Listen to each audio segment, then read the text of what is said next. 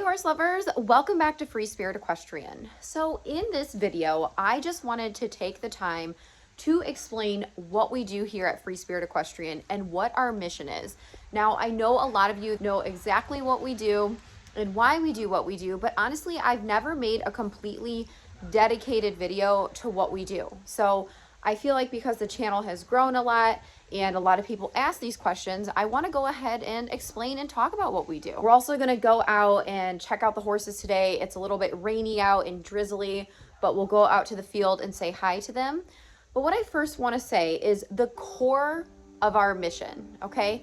It is to find horses, work with them for a number of years, and we try to find horses with riding potential. But these horses can come from all walks of life, meaning they can be completely unstarted, they could be project horses, problem horses, rescue type horses, although we are not a rescue, and I'll say that time and time again, we look for horses that have riding potential, okay? So we purchase them and we work with them for 1 to 5 years on average. Obviously that can vary a little bit just depending on the horse and whatever home comes along. You just don't know what situation is going to arise. So we work with these horses and find them homes. So in other words, the goal is always goodbye for the horses that we get. Of course, we have horses here that we will keep for life.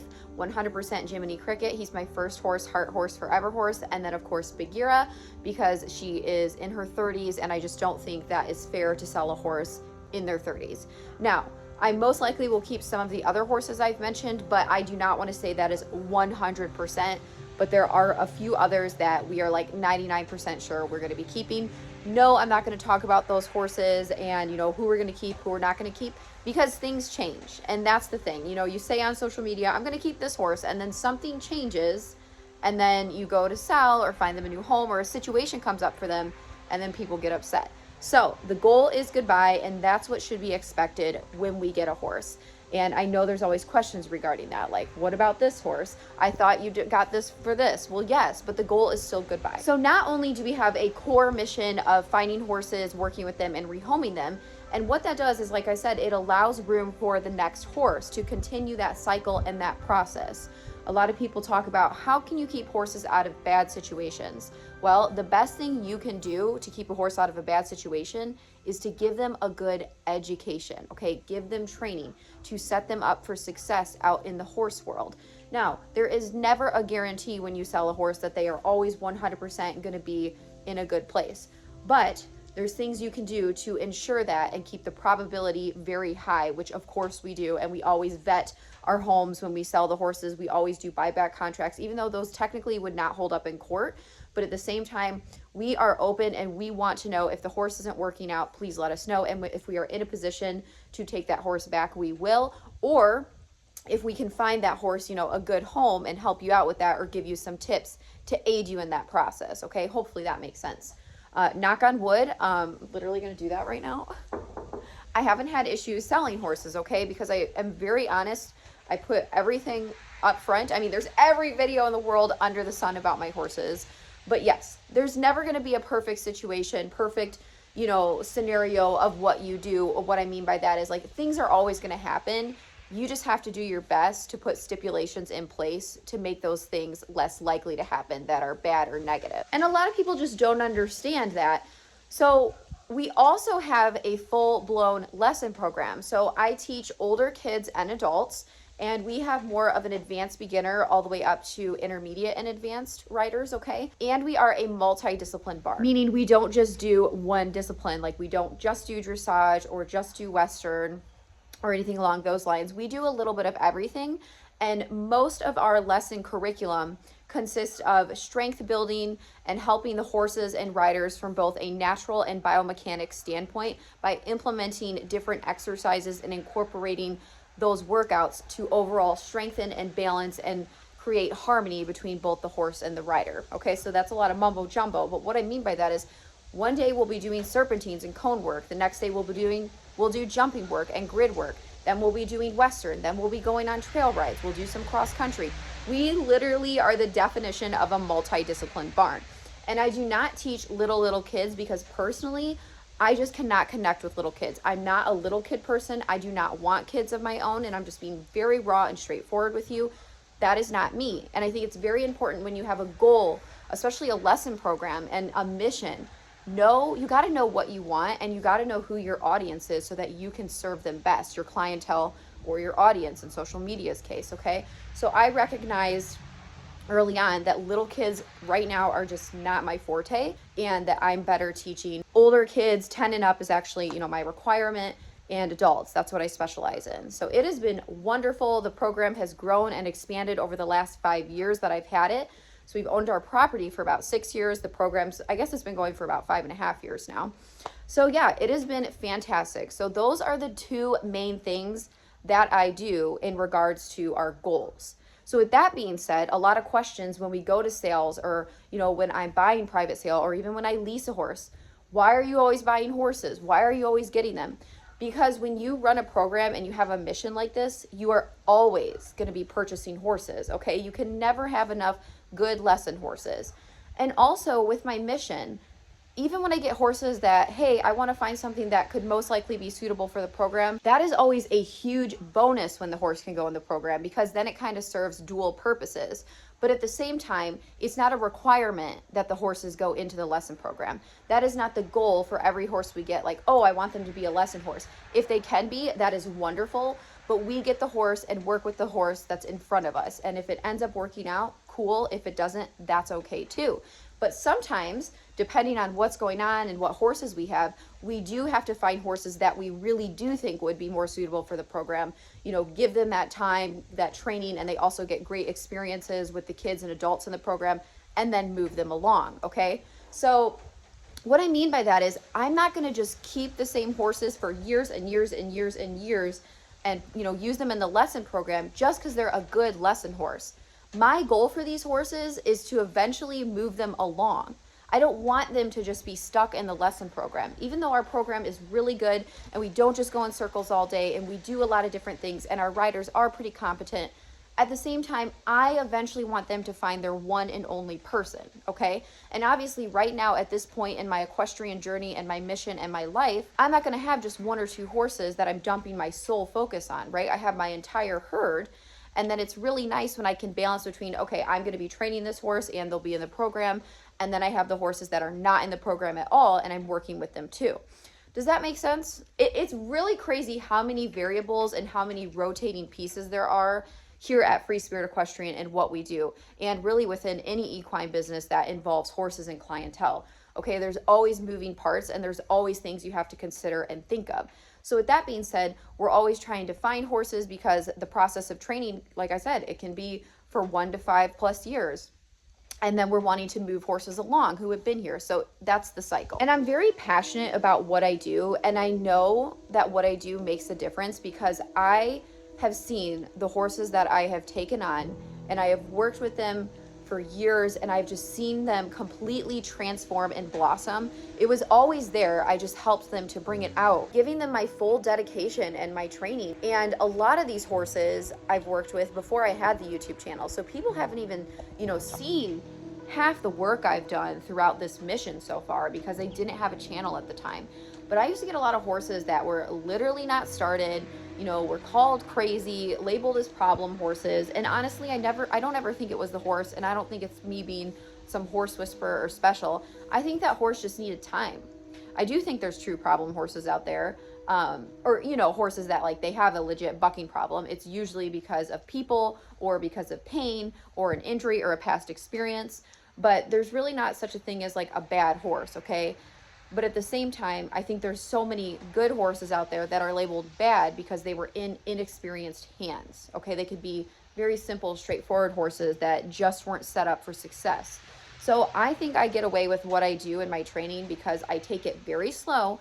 I am not in a rush. I'm not working with other people's horses to try to get fast results. I'm not looking to flip these horses in a month or 6 months.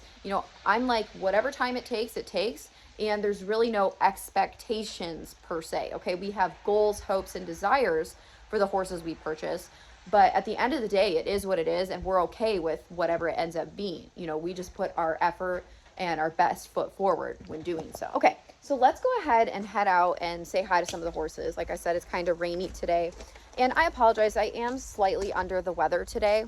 Not too bad. I think I just have a little bit of a cold, so If I seem like, bleh, that's why. Okay. I always slip through the fence. It's so rainy. Hello, beautifuls. Let's join in on this bale barn extravaganza. Can I join this party? Hi, Gaston. Hi. So Gaston has been here for a little bit now. He's been here for 4 years. He's a big boy and he's fun and still athletic, even though he's large. He's 16 hands and really stout. But yeah, like I'm not going to move him along right now, but I will probably in the next year or two. You're so sweet. When I got him, he was primarily a driving horse. So he's a Canadian horse and he only had a little bit of riding experience, but he was extremely rushy. You know, he could not pick up his left lead to save his life. Now he can. And, you know, he just didn't have all of the miles. So he was pretty green. And now he's one of the best, you know, school horses. And we really enjoy him. I ride him. Kyle rides him. Hi, Naveen. So he's awesome. I don't know what the heck Beauty and then Ezzy, you'll see in a second, did to their face. It's not a cut. It's just hair gone. But like, whatever. That's just part of being out in the pasture and not stuck in a stall. Look at these guys. Anyways, so Beauty, I got her in March and she's just been a gem. She was one that just came with a great foundation. Seriously, it is hard to find. It's hard to find a horse that's like basically ready to go. So I spent some time just like training her, getting her settled in here. And she has just been fantastic. So she had a good start, but then we have done a lot with her since. You know, we've taken her to multiple shows, trail rides, camping trips. I mean, pretty much just everything we normally do. I mean, hunter pace, and she's been literally phenomenal. So yeah. Then we have Ariel. So she was unhandled and I purchased her when she was, 4 or 5 months old. We're going to be doing her transformation video here soon. And yeah, she has come so far. She's grown a ton. She is a Brabant quarter horse cross. She's a Bay Roan. So she's one that's like, you know, obviously it's not from day one, but pretty much from a very, very early point in her life, we'll have done all of her training because, you know, knock on wood, my plan is to not let her go until she started under saddle and then go from there. Okay. Then we have Bagheera, who was primarily an Amish buggy horse her whole life. And she's now in her 30s. And I converted her to a riding horse. I don't know how much riding she had done before. I don't think it was a ton. I think people have sat on her and done some stuff. But yeah, so hello, ma'am. Yeah, what the heck is this? What are you guys doing to your faces? I think they're like itching on the bale barn a little bit. Whatever. Stuff like this just happens. Like when you have your horses outside, like people will freak out and be like, oh my gosh, the horse has a mark on their face. Yeah, if these were huge cuts, I'd be like concerned, but they're literally just like hair missing. That's just part of it. I'm a very in tune and aware horse owner, but I'm also not a freak out horse owner because I just understand that horses are horses and you do everything you can, you know, to keep them safe and healthy. But at the end of the day, they're horses and they're going to be out with their herd. You know, they need their friends and, you know, just little marks and stuff are going to happen. Yeah, we don't live in stalls here. Nope. But anyways, Esmeralda, so she is my surprise foal, my first filly. So the cool thing about her, gotta move around here because Gaston's moving, everyone. The cool thing about Ezzy is she is my first foal and she will be the first horse, hi Naveen, at Free Spirit Equestrian that I have literally handled and trained since day one, right? Because I haven't had a foal before. So that's kind of cool because she has that title here and it's very, very special. And low-key, no, I don't think I can ever sell Ezzy, but I just cannot confirm anything because you just don't know what's going to happen in life, okay? Does that make sense? Like, I don't know who I can end up selling, but the goal is goodbye. But probably not for Ezzy, but you can't take that for like 100%, okay? I just don't know. But do I think I could actually sell her? No. But look at how thick Ariel is. It is insane. It's just crazy. So, yeah, we talked about Gaston. We talked about Beauty. It has been so dry here. I'm actually so happy we have rain. Like, thank God. But anyways, yeah, so Bagheera was an Amish buggy horse. And now she is semi-retired because she's older. Like, she's still sound, but she does get stiff. So keeping her active, you know, 2 to 4 days a week, which is what we do right now, is actually very beneficial for her. She does have fibrotic myopathy in her back leg. But, you know, I talked to my vet, had her move. We did like a soundness, lameness exam. And she's like, keep that girl moving, right? Like, we're not even cantering her anymore, just because we did get her canter pretty decent, but now it's just at the point, like, I don't want to push it with her. You got dirt all over your face and everything. And obviously, like, no jumping or anything like that, but these basic exercises and some light trail rides is very good for her. So that's where she's at. But yes, I also have to keep in mind, like, she will retire eventually here. You guys are just funny. I love watching them. And then Prince Naveen, most of you know, so he is our newest addition.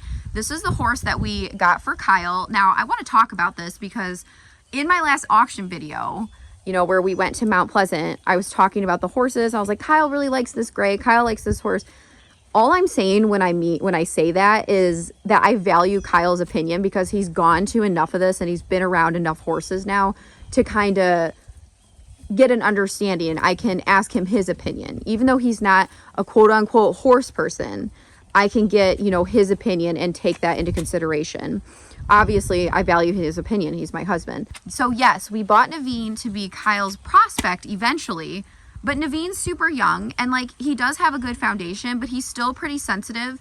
I think he's going to be a dang good horse. He just needs time. He just needs time. So Kyle will ride him when I think he's ready. I don't know if that's going to be tomorrow or if it's going to be in a year. Okay, so when it happens, it happens. But we're always looking for a horse for my students or Kyle to ride, basically. Does that make sense? And then in between other types. So Naveen will be, you know, a young project I bring along for Kyle to ride and enjoy. I think eventually he can go in the program. It's not going to be right now or anytime soon. No idea. I would actually like to see how he does in endurance when he's a little bit older. Endurance riding, we might do some competitions. Sorry, I can't talk. Like I said, I'm just kind of feeling, but yeah. So he's another one that's more of a project right now. I haven't had anybody else ride him, but we'll just see how that goes. Look at these butts. These cute, dirty butts. Okay, and look at how freaking huge Ezzy was. I swear, when I showed a video of them the other day, they were similar sizes. And now Ezzy just had a growth spurt and got bigger than Ariel again. I have no idea how big they're going to be, but they'll be big enough to ride. They're already pony size. We're going to walk out to the pasture now. So I also have some things that are going to be happening. I did talk about that in my last video too. I can't talk about them till they actually happen because it's not just me involved, but that will be coming up, I think, pretty soon. I'm not 100%, but I'll tell you when I can tell you. And we also have some great videos that are coming up as well. Like, we have Ariel's transformation videos. I have a couple other things planned. So, you know, keep your eye out for that. We have some great things coming up. Still have the pasture open. Look how beautiful the grass looks right now. So we have Mr. Zazu here. Now Zazu, like Beauty, which again, oops, is rare. When I got him from a local veterinarian in our area, and he's also my friend. And my assistant works for the vet too, so Dr. Tom Johnson. But Zazu was a ready-to-go horse, right? Like, he had to get into shape a little bit, but he's gaited. He's my spotted saddle horse, Buckskin Tobiano. And yeah, he was just one that I just had fun on him right away. He's super cool, great on the trails. He's been doing really good in the program, but again, my goal is to eventually move horses along from the program, right? I'm not going to be selfish and be like, just because you're a good lesson horse, you're going to stay here and be a lesson horse forever. That's not my goal, okay? Hi! And then we have Lightning, the lease horse. This is also a horse that I got from Tom. So again, he's just on a loan right now because Jiminy we'll go over and see him recovering from his surgery, which is going super fast. He's doing great. But anyways, Lightning's cool. He's been great. He's been doing lessons. He's fast. He's fun. He's athletic. The students who, you know, aren't very timid or nervous can absolutely ride him. And I only say he's not like 100% beginner safe just because he's forward. But he listens. He's responsive. You say whoa, he says whoa. You say go, he says go. So I love that about him. I've had such a blast on him. Hi, BB. And yeah, so no idea if he will end up staying or not. I haven't decided even personally. I don't even know if Tom would sell him. So who knows how that's going to go. But either way, it's a pleasure to have him here and enjoy him for now. And it keeps him busy and in shape. And I love him and everybody else is really enjoying him too. So it's just a big win. Good boys. So there's always just something going on around here. But I also want to say, like, I get those comments, again, I already talked a little bit about this, like, you're always buying horses. But at the same time, I'm really not buying that many horses. I don't think people understand how much we do here. I've literally only bought 2 horses this year. And I know to like an average person who just owns a horse like recreationally, and I do too, but my point is, like, I have 3 equine businesses, okay, and a mission.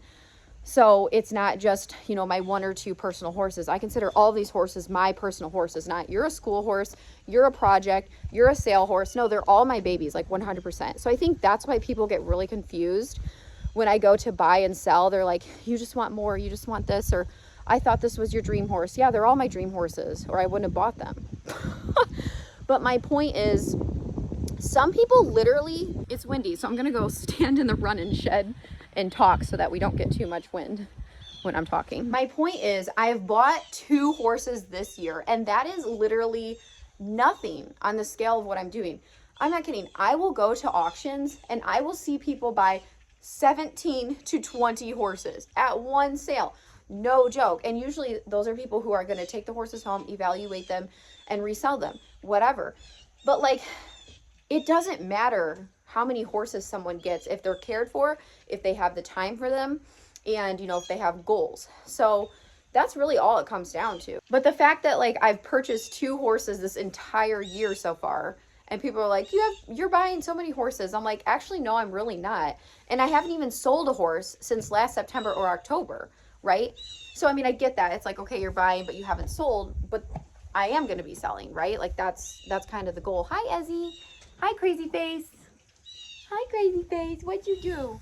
What'd my baby do? Look at this angel. Look at my angel. So this is Belle's baby. Belle is boarded at my friend's house. She's been doing great. I need to go visit her. It's been a couple days. But yeah, so this is her giant baby. That is a yearling, literally a year old. Hi, you coming in here with me? Excuse you. Ma'am, I was in here first. I was in here first. Huh? She's like, yeah, but look it, you're so big. You take up this whole thing. You take up this whole thing and you're shedding like crazy. We're going to be doing another full update training video for you guys too. Ooh, look at that fluffy butt. But anyways, my point is, I'm really not buying that many horses. The fact that I've bought 2, you know, and we still technically have 1 space. Even if I didn't sell any horses, we still have 1 spot here. Okay, but again, I don't try to overwhelm myself. I'm the one who's busting my butt out here every day, doing the work, training the horses. Like, it's a lot of work. But I also understand how to not overwhelm myself. And I also want to make sure I'm taking opportunities when they're presented. Does that make any sense? Okay, you leaving now or what? But anyways, yeah, like I said, I will see people buy so many horses at sales, and whatever, do your thing. As long as they're cared for and you're honest and you're doing something with them, good for you. Hello, big boy. And my little munchkin. Hi. He's not thrilled with that. Look at, okay, the net is still coming, but the bail barn's here. Hi, Loom Boom. Okay, so most of you know this is Lumiere. He is my ex-stallion. No. So Lumi's been doing good. I purchased him back in December. Whole story with him. Moral of the story, he's doing good. He can't be out with the mares. So this is why he's over here in this paddock with his little buddy Mushu. And Mushu, most of you know, he is for sale right now. He is a registered gypsy banner and he's been great. So I started Mushu myself. He came to me over 2 years ago, unstarted. He hadn't had a saddle on. He'd never been lunged, nothing like that. So I did all of his training and, you know, he's come along really well. He still needs finishing because I think any horse his age, unless they're like a freak of nature like Beauty, just needs more time for their brain to develop. Maybe it's because boys develop slower. Look at him right now. He's like, I'm not amused by you. But anyways, yeah, so he was another horse I started from the ground up, where Lumiere, he only had a couple months of training on him. Like, what people don't get, I think he was started under saddle like the summer I purchased him, or sorry, the summer before I purchased him, because I got him in December. And then he was gelded, so he had to recover. He had like another month put on him, and then I bought him. So, and he's almost 8 now. So he was a stallion previously. So it's not like he's had all these miles. He's actually been quite a project, but like fun. Like, he's never done anything bad. To explain him, He's sensitive, but dull, and he scares easy, but he's not spooky. Like, those are such contradicting statements, but that is how I would describe him. But at the end of the day, he's a good boy. He has a big heart. It is not my intent to sell him. I truly got him as like, this is the end all be all horse I want. And honestly, he's taught me so much, so much, and I'm not going to sell him. But at the same time, I do not know what the future holds. So I can't say it's 100%. I would say it's like 90% that I'm not going to sell him. So yeah. Are you following me? Ma'am, you have a whole pasture out there. Get your head out of there. Come on. Come on, Scarface. Get. You're going to get stuck in there, you big silly. Look at her beard's coming back. I love it. I love this lip. I love everything about my baby. I just do things like that to get them quiet. Not like bugger and stuff. But girl, look at my hand from you. He's a big chunk. Solid girl. Oh, I was thinking about how fun it's going to be to have my first ride on Ezzy and Ariel. It's going to be magical, I hope. Or scary, one of the two. But yeah, so let's go say hi to Jiminy and Arlo now. Before we go say hi to Arlo and Jiminy, I also want to add that I do try to keep the balance of having horses that seem to be, you know, just more easy to train per se, or they kind of just fit right in. And then horses who are more major projects that are going to take a lot of time or years, like I would say, like, you know, Naveen or Lumiere. Not that they're bad horses or have issues per se, but just they're not the type of horse that can just go straight into it, either because of their personality, their age, or lack of experience or miles. And now, because I've worked hard, I typically have some more funds to buy horses that are a little more well-trained. And I'll tell you what, sometimes it's really nice, because even now, I know that I'm going to have Ezzy and Ariel to train. I mean, of course, I'm training them now, but you get what I'm saying. Right now, they're not doing any lunging because I don't want to do that. I don't think it's good for their joints at this age. But I'm still handling and working with them. But I know, you know, once they hit their 2-year-old year, I really want to like start ponying them out more, getting them more experience, like going a little harder. Their 3-year-old year, like, you know, really tacking them up and like fully and doing all the things and mounting them, and then truly riding end of their 3-year-old year. 4, you know, 4 is when I really want to ride. So I know that that's coming up. And while I obviously train, I'm not trying to present myself as like, I train other people's horses. I want to fix everybody's problem horses. Like, I want to keep myself safe. And I do love training. That is the whole point. I like, you know, the rewarding process of seeing the horse transform.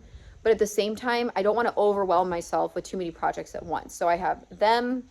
And then, of course, I have Naveen and then Lumiere, and I still have Mushu. So, you know, that's a lot of projects right now. So that's why, you know, when I go and buy another horse, they're probably going to be a horse that's more, I don't want to say easy, but they're a little farther along in their training. But you never know. You go to a sale, you see a certain horse, you can't pass that up. So you get what I'm saying? Jimbo, hi. Hi, honey. Hi. Let's put this down. You want to say hi? You want to say hi? So Jiminy had to have emergency surgery. We think he had a strangulating lipoma. There's a whole video on that. It's just a lot to talk about. But anyways, he has been doing fantastic. Honestly, I am so shocked with how chill he's been. It's like he just knows. He truly does. And the cool part is, in a little over a week, he gets to go back out, like out with the herd. So I'm debating if I'm going to turn him out with everyone, or if I'm just going to put him in the larger paddock with Lumi and Mushu, because he did actually get along really well with Lumi. They hung out quite a bit.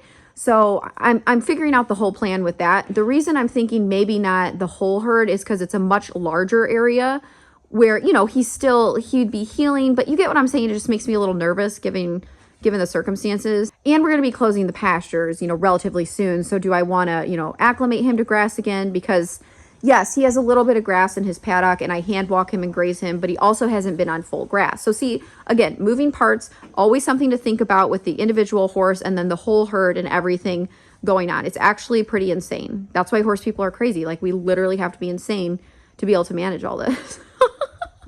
So anyways, he gets to go back out. I'm so freaking happy. I love him. And he'll get to be going into light work here soon too. We'll get him back in shape. He's been doing good. And I have a friend over in the paddock with him right now. The other paddock you'll see here, it's Arlo. So he doesn't have to be alone. He can still go in and out. So it's actually been perfect. Yes, I'm going to get your food ready. We're going to feed. We're going to feed. You're so gorgeous. I have to clean his paddock today too. He poops like more than I've ever seen in my life. So see, Arlo's out here with him. So what I'll do is I will pick the poop and then I'll drag it to level everything out. And yeah, I do that every 1 to 2 days. And then we got Arlo. So Arlo is my spotted saddle horse. He's also gaited. I've had him for 4.5 years. So I got him and Gaston the same day from the same place, actually, private sale.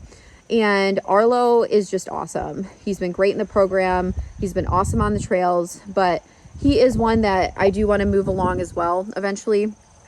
Kyle loves riding Arlo, but he also has, right now, Kyle can ride Arlo, Gaston, Beauty, and Jiminy.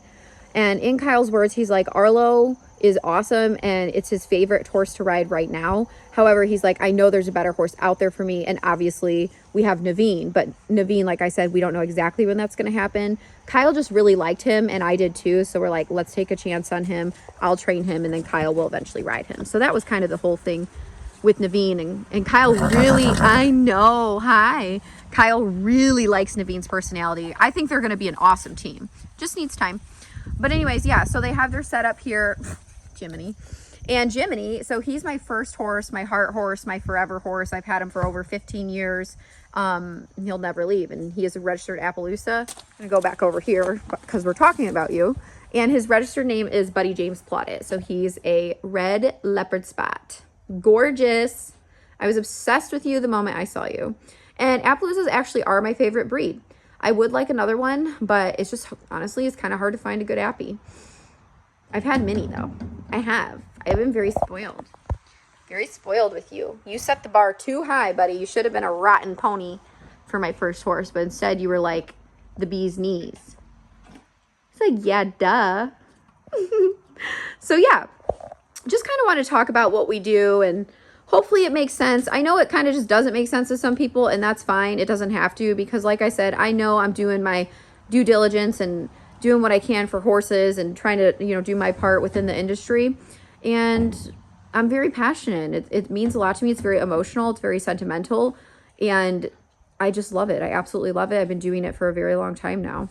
I started doing it on a different scale before I even had my farm. I would buy horses, and I actually donated to a program out in California when I lived out there. I trained them for about 3 years, taught them how to trail ride, jump, and everything, and I donated them to that program. So I've been doing this even before I had Free Spirit Equestrian. Oh my goodness. Everybody's sleepy because it's like a rainy afternoon. All right. We got to get feed ready. Not going to film that. I just wanted to talk to you guys and tell you exactly what we do here. Yeah, sorry, Jiminy. I'm going to put that up just for now. Okay, buddy? Good boy. So, of course, we have our mission of working with horses and rehoming them. And then we also have the lesson program. Both of them are very, very fulfilling to me. And they both bring me different joy and challenges in different ways. And it's honestly incredible. And I'm just so thankful that I can do this. I'm thankful that I'm physically able to, that I can manage this appropriately, and that I have such a supportive husband and partner, and my 2 assistants, Natalie and Erin, that help me out. They are awesome and amazing. And then I have you horse lovers who are incredibly supportive and also encouraging, and it means a lot.